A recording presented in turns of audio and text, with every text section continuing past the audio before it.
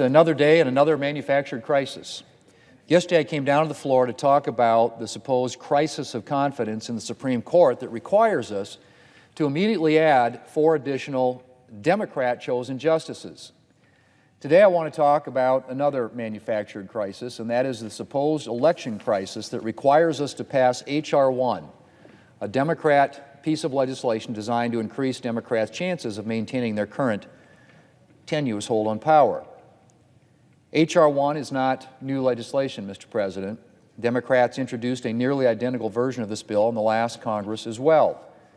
Back then, we were told that we needed this bill to address profound electoral problems in our democracy. In other words, Democrats didn't like the results of the 2016 elections. Then, of course, last year, we had an election with record voter turnout, highest voter turnout since 1900, an election that gave Democrats the presidency and paper-thin majorities in Congress, and the story changed. Now we're being told that we need to pass H.R. 1 and federalize elections because legislatures around the country are passing, quote, voter suppression laws. The state of Georgia recently passed an election reform measure, a law that keeps Georgia squarely in the mainstream when it comes to state election laws. The Speaker of the Georgia House of Representatives noted yesterday in testimony before the Senate Judiciary Committee that while Georgia has made its no-excuse absentee voting more secure with this law, states like Delaware and New York, among many others, don't even allow no-excuse voting. Delaware, of course, is the home state of the President of the United States, and New York is the home state of the Democrat leader. I haven't noticed the President or the Democrat leader criticizing their home states for voter suppression.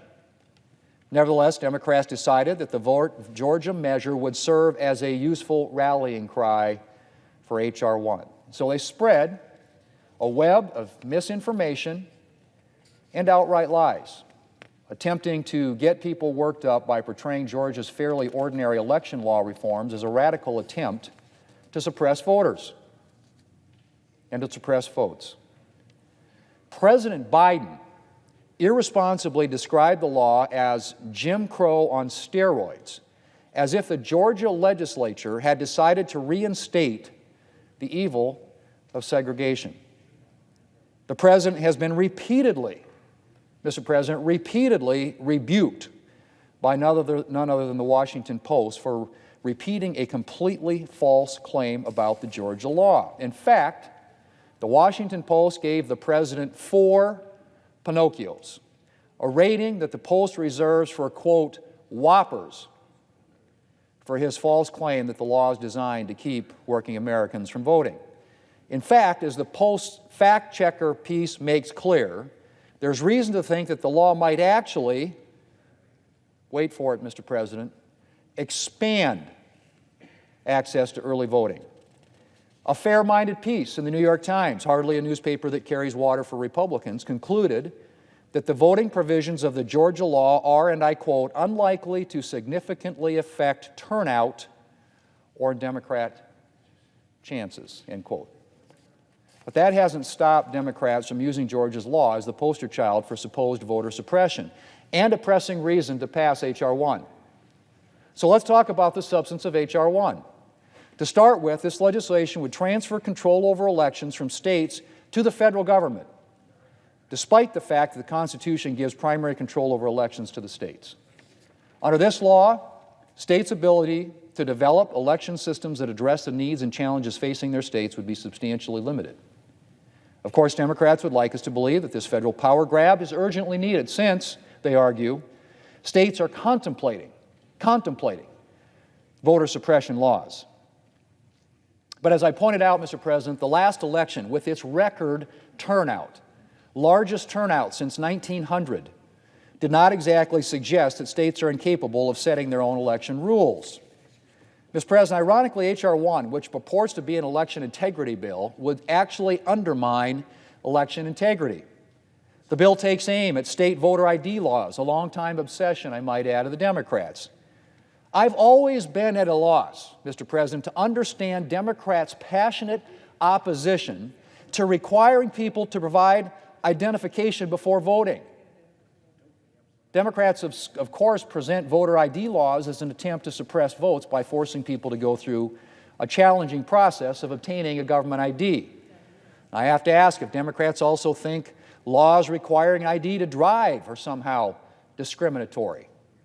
We constantly require photo identification in our society to drive, to board planes, to enter many government buildings, to pick up tickets to a Major League Baseball game. These requirements are pretty universally accepted. It's difficult to understand how requiring identification to vote is so outrageous. The American people don't seem to think so. Polls show that a majority of Americans support voter ID laws. In addition to effectively eliminating states' voter ID requirements, H.R. 1 also require that states allow ballot harvesting, the controversial practice of allowing political operatives to collect and submit ballots. Needless to say, ballot harvesting opens up a lot of questions about voter fraud and election integrity. But the Democrats' bill would require it. Mr. President, as I mentioned, Democrats introduced an almost identical version of H.R. 1 in the last Congress. And get this, the ACLU opposed it. The ACLU opposed it. That's right. The American Civil Liberties Union opposed it. Why? Because the bill would, and I quote, unconstitutionally burden speech and associational rights, end quote. Unconstitutionally burden speech and associational rights. H.R. 1 would impose a vast new array of restrictions on political speech and issue advocacy. And it would impose disclosure requirements for organizations that would open up donors to retaliation and intimidation. Mr. President, I could fill up several speeches with a discussion of all the bad provisions in this bill. H.R. 1 would turn the FEC, for example, the Federal Election Commission, into a partisan body. It would require taxpayer funding of political campaigns. Taxpayer dollars would go to fund bumper stickers and political ads. It will allow the IRS to deny tax-exempt status to organizations whose positions it doesn't like, and on and on. And then there's the fact that on a purely practical level, this bill would be a disaster. A recent Daily Beast article highlighted the onerous and impossible to meet requirements the bill imposes on conducting elections. To quote the Daily Beast, another media outlet not exactly known for its favoritism toward conservative Republicans, the bill, it says, and I quote, was written with apparently no consultation with election administrators, and it shows. It comes packed with deadlines and requirements election administrators cannot possibly meet without throwing their systems into chaos. The article goes on to say, and I quote again, the sections of the bill relating to voting systems show remarkably little understanding of the problems the authors apply alarmingly prescriptive solutions to. Many of the changes the bill demands of election administrators are literally impossible to implement, end quote. That again, Mr. President, from the Daily Beast. Mr. President, the Democrat Supreme Court power grab, H.R. 1, is a solution in search of a problem. Protecting the right to vote and preserving the integrity of our election systems is essential. And while we are fortunate that our election system, by and large, seems to be operating well, there are certainly measures that we could take up to further enhance election integrity.